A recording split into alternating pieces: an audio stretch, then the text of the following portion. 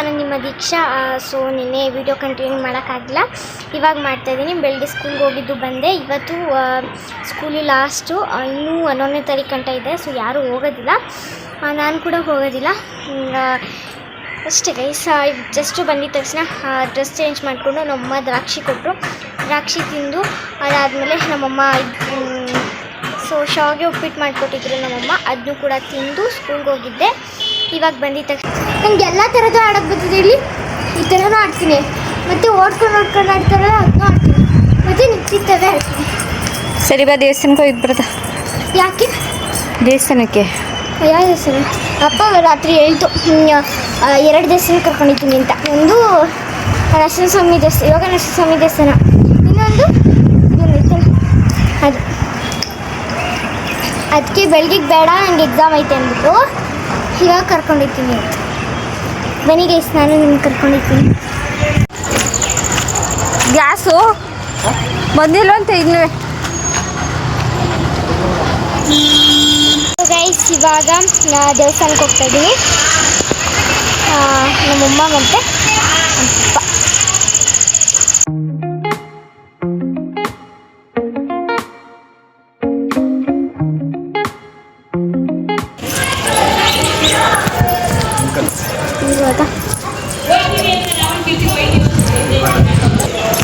So ಇಲ್ಲಿ ತುಂಬ ದೇವಸ್ಥಾನಗಳಿದೆ, ಅಂದರೆ ಒಂದೊಂದು ರೂಮು.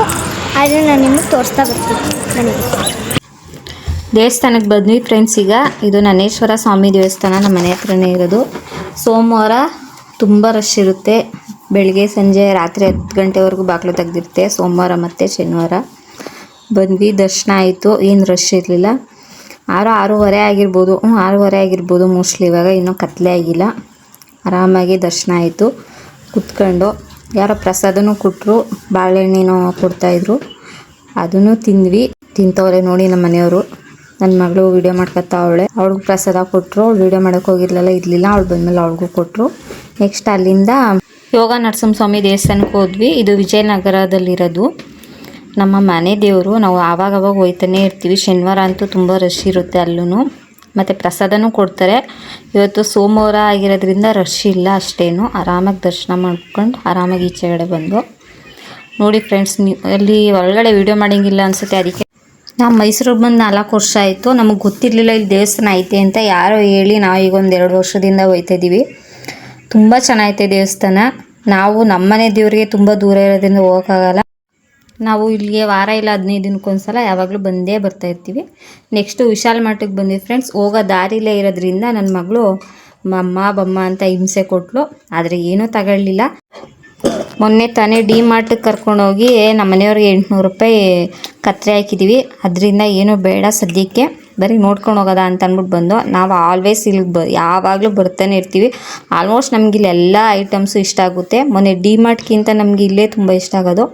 ಅಲ್ಲಿ ಇನ್ನೂ ಹೊಸದಲ್ವ, ಅದರಿಂದ ಐಟಮ್ಸ್ ಹಾಕಿದ್ರೂ ತುಂಬ ಖಾಲಿ ಆಗ್ಬಿಟ್ಟಿದೆ. ತುಂಬ ರಶ್ ಇರೋದ್ರಿಂದ ಖಾಲಿಯಾಗಿದೆ. ಇಲ್ಲೇ ನಮಗೆ ತುಂಬ ಇಷ್ಟ ಆಗೋದು. ಇದು ನಮ್ಮ ಮನೆಗೆ ಹತ್ರನೇ. ವಿಡಿಯೋ ಇಷ್ಟ ಆದರೆ ಲೈಕ್, ಶೇರ್, ಕಮೆಂಟ್ ಮಾಡಿ, ಸಬ್ಸ್ಕ್ರೈಬ್ ಮಾಡ್ಕೊಳ್ಳಿ ಫ್ರೆಂಡ್ಸ್. ಬಾಯ್.